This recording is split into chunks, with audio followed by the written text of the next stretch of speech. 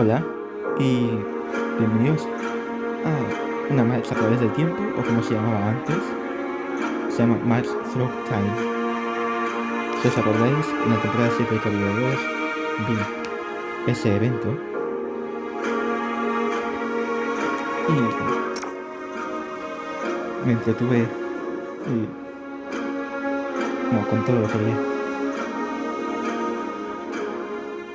Si os acordáis,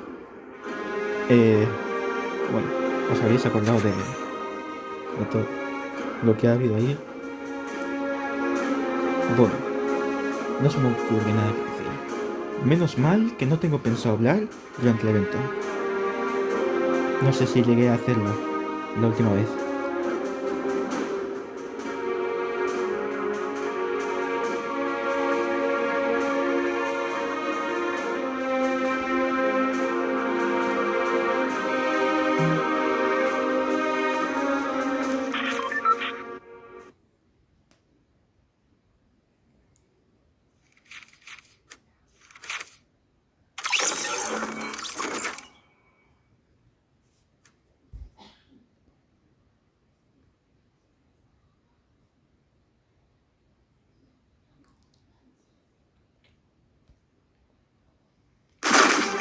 Vemos si se puede cambiar la calidad.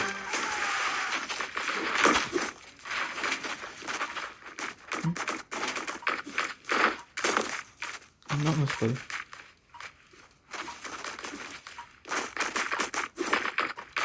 Activado.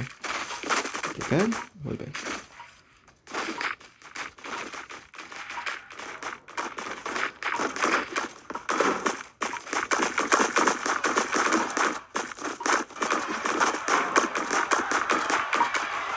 Martin Luther King tenía un sueño. Tenemos que ser conscientes y evitar el racismo hacia los negros. Bueno, hacia los negros en general. Pero no hay que decir ni siquiera la palabra negro.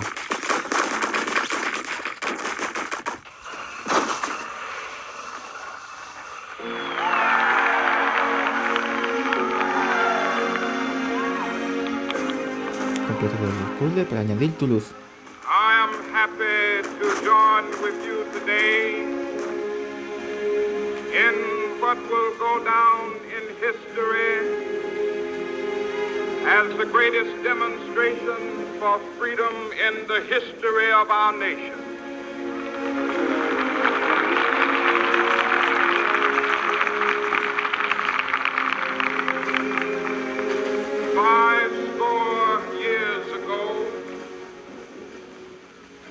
Great American in whose symbolic shadow we stand today, signed the Emancipation Proclamation. This momentous decree came as a great beacon light of hope to millions of Negro slaves who had been seared in the flames of withering injustice. Came as a joyous daybreak to end the long night of their captivity. But 100 years later, the Negro still is not free. 100 years later, the life of the Negro is still sadly crippled by the manacles of segregation and the chains of discrimination. 100 years later, Negro lives on a lonely island of poverty in the midst of a vast ocean of material prosperity. 100 years later,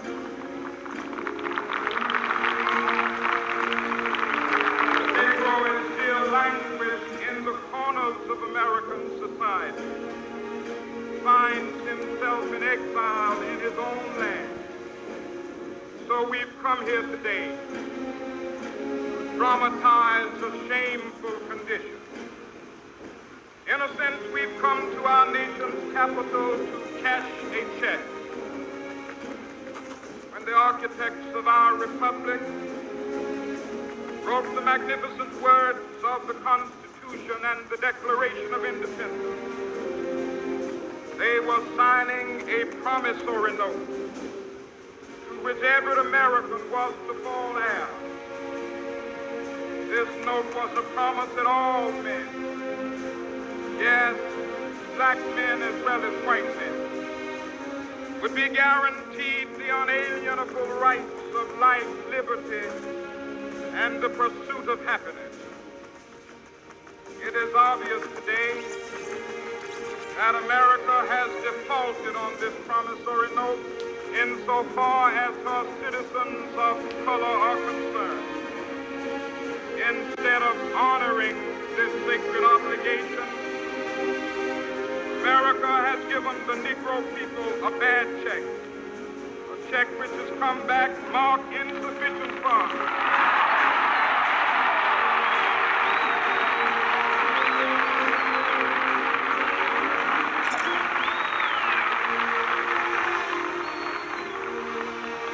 But we refuse to believe that the Bank of Justice is bankrupt. We refuse to believe that there are insufficient funds in the great vaults of opportunity of this nation. So we've come to cash this check, a check that will give us upon demand the riches of freedom and the security of justice.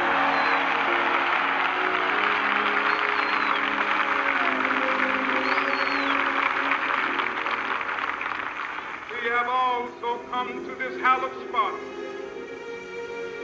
to remind America of the fierce urgency of now. This is no time to engage in the luxury of cooling off or to take the tranquilizing drug of gradualism.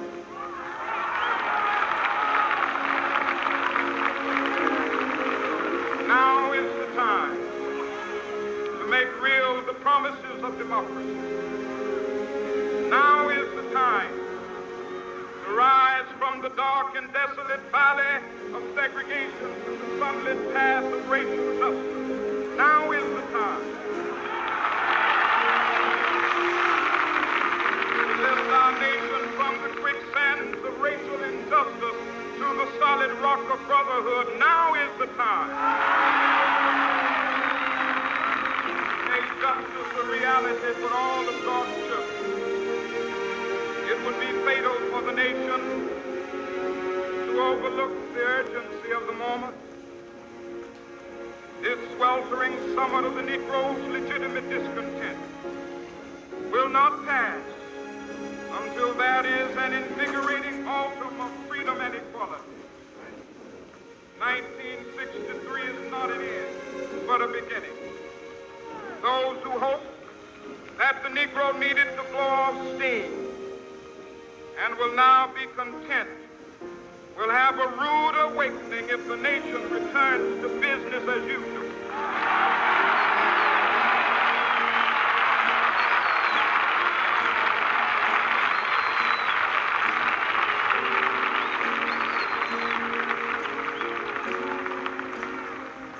There will be neither rest nor tranquility in America until the Negro is granted his citizenship rights. The whirlwinds of revolt will continue to shake the foundations of our nation until the bright day of justice emerges.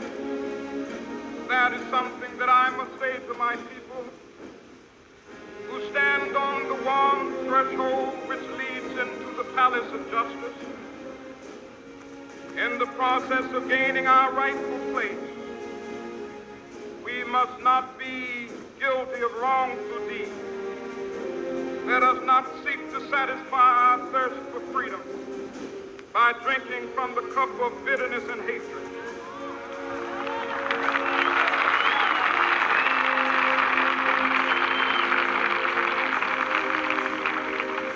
We must forever conduct our struggle on the high plane of dignity and discipline.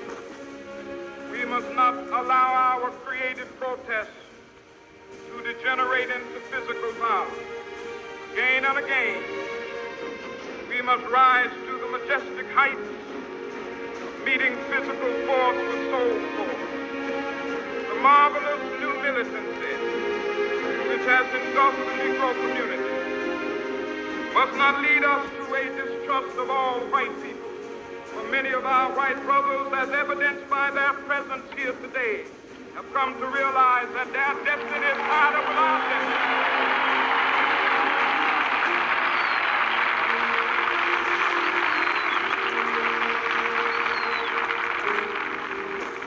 They have come to realize that their freedom is inextricably bound to our freedom.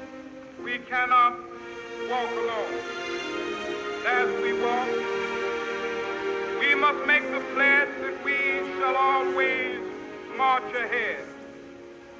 We cannot turn back. There are those who are asking the devotees of civil rights, when will you be satisfied? We can never be satisfied as long as the Negro is the victim of the unspeakable horrors of police brutality. We can never be satisfied as long as our body is heavy with the fatigue of travel, cannot gain lodging in the motels of the highways and the hotels of the city.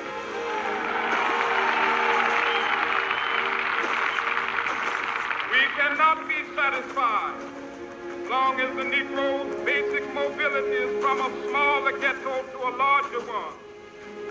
We can never be satisfied as long as our children are stripped of their selfhood and robbed of their dignity by signs stating for white only.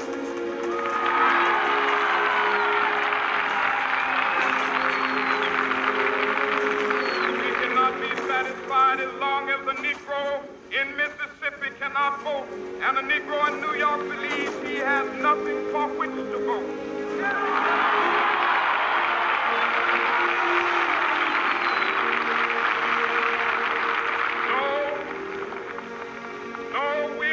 Satisfied, and we will not be satisfied until justice rolls down like waters and righteousness like a mighty stream.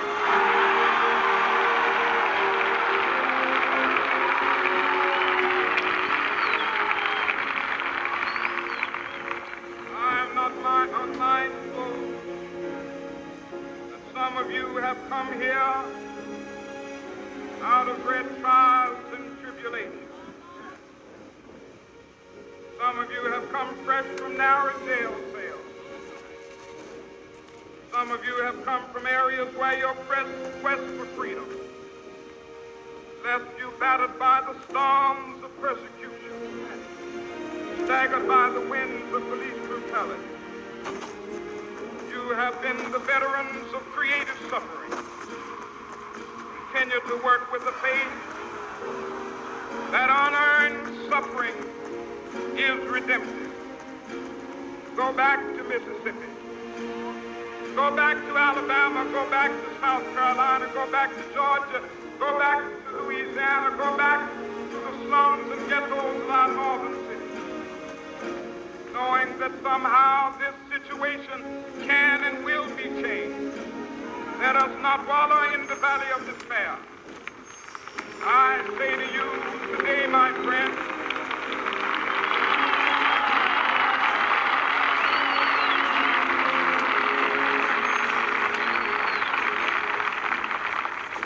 even though we face the difficulties of today and tomorrow, I still have a dream. It is a dream deeply rooted in the American dream. I have a dream. One day, this nation will rise up, live out the true meaning of its creed. We hold these truths to be self-evident that all men are created.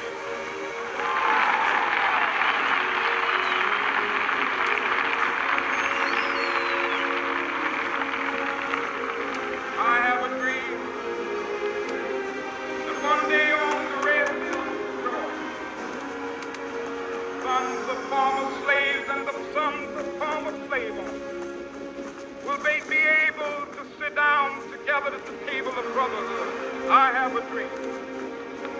One day, Even the state of Mississippi, a state sweltering with the heat of injustice, sweltering with the heat of oppression, be transformed into an oasis of freedom and justice. I have a dream. My poor little children one day live in a nation where they will not be judged by the color of their skin, but by the content of their character. I have a dream.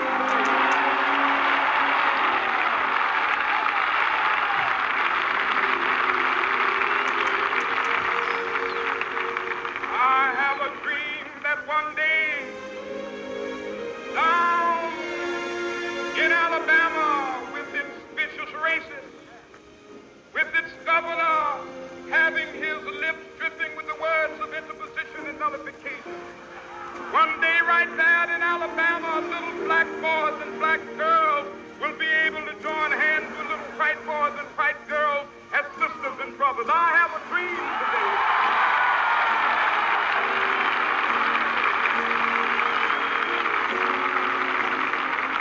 I have a dream that one day every valley shall be exalted. Every hill and mountain shall be made low, the rough places will be made plain, and the crooked places will be made straight, and the glory of the Lord shall be revealed, and all flesh shall see it together. This is our hope. This is the faith that I go back to the Psalm with. With this faith, we will be able to hew out of the mountain of despair a stone of hope. With this faith, we will be able to transform the jangling discords of our nation into a beautiful symphony of brotherhood. With this faith, we will be able to work together, to pray together, to struggle together, to go to jail together, to stand up for freedom together, knowing that we will be free one day.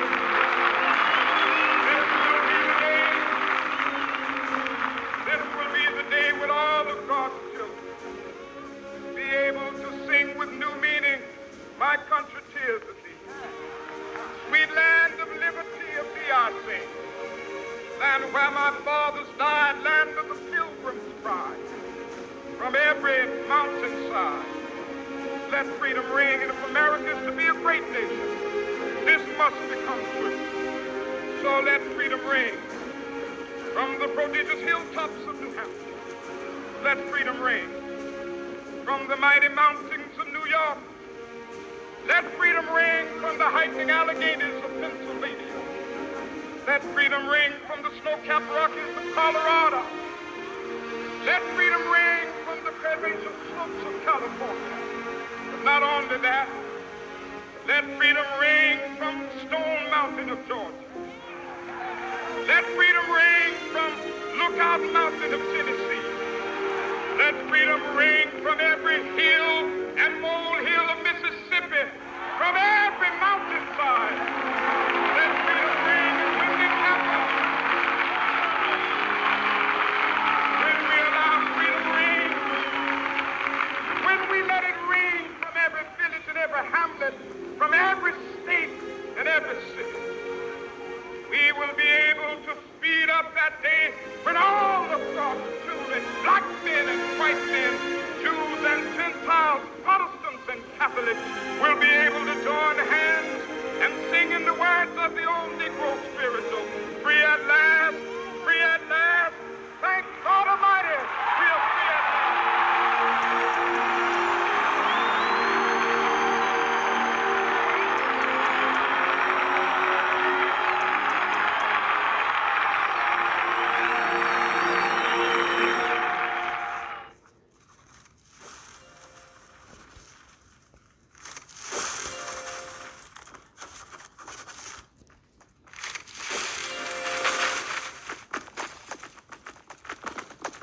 Creo que hemos terminado.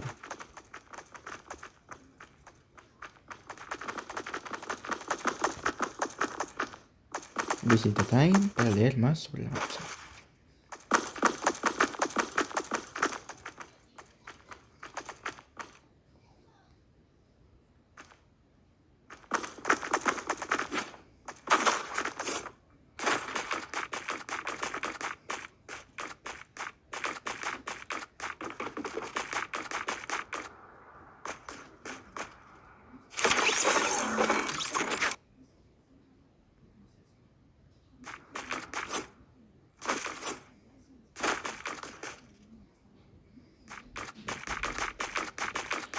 Vale, creo que hemos terminado con esto.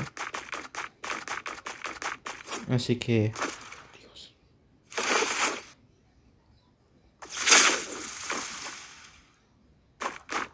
Muy bien, ahora sí. Me voy. Porque ya no hay nada más que ver.